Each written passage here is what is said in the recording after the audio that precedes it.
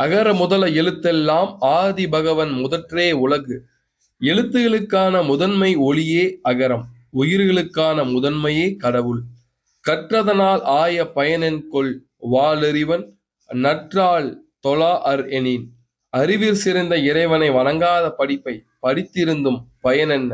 எழுதியவர் திருவள்ளுவர்.